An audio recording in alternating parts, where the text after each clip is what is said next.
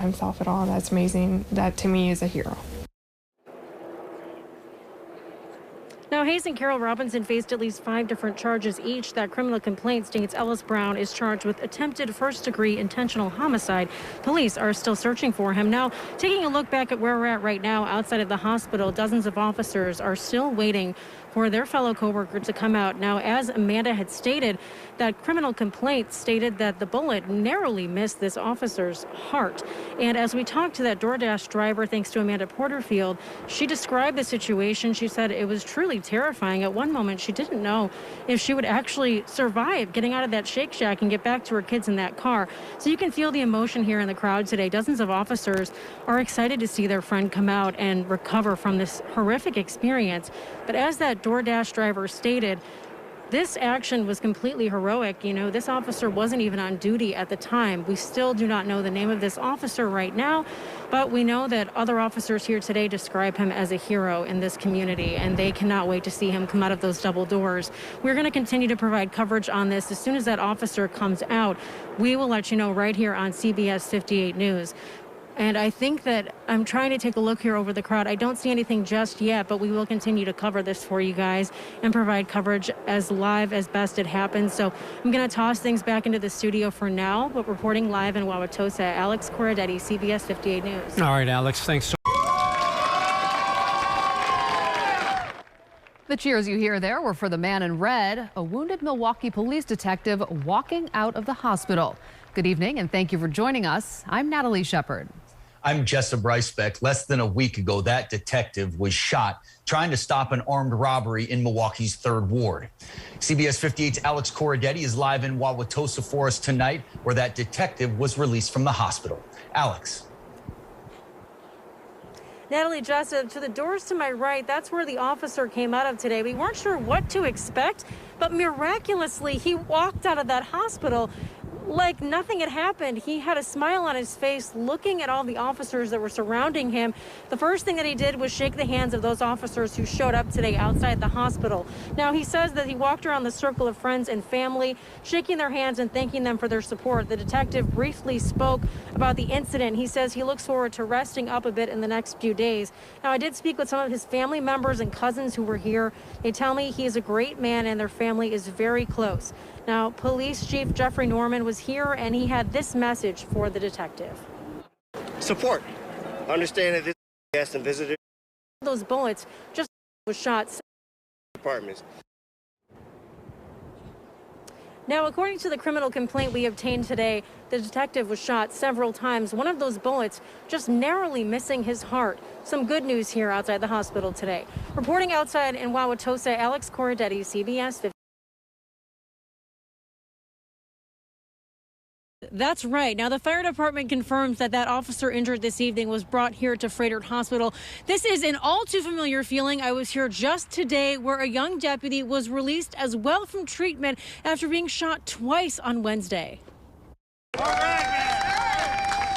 It was an emotional moment for Milwaukee County Sheriff's Office Deputy Christian Almonte, released from Froedtert Hospital just one day after being shot in the line of duty. Feeling all right now. I'm still in pain, obviously, but the fact that I'm able to walk out of here is a blessing. A blessing indeed. Almonte was shot twice Wednesday morning during a traffic stop near 68th and Adler in Milwaukee. Now he's focused on recovering. Just healing up for now, making sure that I can get all my movement back in my arms and my hands, and we'll see what goes on from there. Almonte walked out to a large crowd of family, co-workers, and hospital staff. A moment that warms his heart. It's amazing. It's good to see everyone. It feels good. It keeps me positive, keeps me motivated. Motivation serving as a reminder of the situations officers face and just how fragile life is. There's dangers seen and unseen lurking out there. But we do it because, many noble people have served in this profession and made that ultimate sacrifice. It makes you want to hug that family member a little bit closer, wants to make you kiss that loved one a little bit longer. Those are the things that's going to get you through it, and he's going to be just fine. Now, the deputy has been with their department for more than 18 months now. The officer injured this evening has been with the department for more than 7 years. We will continue to follow this story for any further developments right here on CBS 58. Reporting live outside Frederick Hospital, Alex Corradetti. CBS 58's Alex Corradetti was at the hospital when each of them was released. That's right. 2 of the officers were released just 1 day after being shot.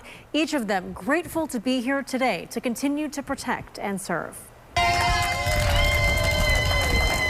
Sounds of celebration greeted Milwaukee police officer Davis less than 24 hours after being shot in the line of duty. This is the brotherhood that they talk about when you answer MPD. It's a family, and I've definitely felt that family and felt the support and love. Davis is the 3rd local law enforcement officer shot in Milwaukee this month. On January 13th, MPD Detective Andy Wilkiewicz was shot at the Shake Shack in the 3rd Ward. He was trying to stop a robbery. It was important for me to make sure I did walk out of that hospital and, you know, show a wall of strength here. Strength we would see again.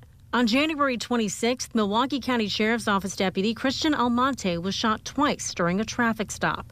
He was released the next day. Feeling all right now. I'm still in pain, obviously, but the fact that I'm able to walk out of here is a blessing. A blessing felt by Officer Davis, who walked out of the hospital on Friday after being shot Thursday during a welfare check near 21st and St. Paul. We asked Davis what his message to Milwaukee is after this string of violence against law enforcement. We all have to work together, and that's the only way we're going to make the city better. We just want the community to work with us and to not see us as the bad guys, because we actually are the good guys. You know, we just hope that we can convey that better. Officer Davis has been with the Milwaukee Police Department for 7 years. Reporting in the studio, Alex Corradetti, CBS 58 News. Over again. Alex. Jessup, that's right. Chief Mark DeMoya treated one of the officers shot in the last month. He says the public usually doesn't realize just how many team members it takes.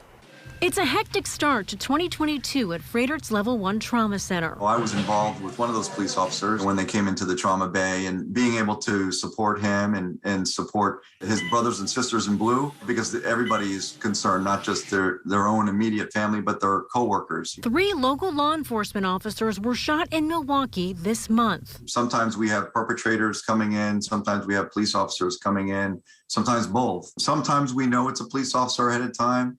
Sometimes we don't always get a whole lot of information ahead of time. And so regardless of what we learn about it before, we actually then all arrive when the patient comes, we're ready to go. The doctors then really kind of attack the patient like a pit team, in essence, like a car race.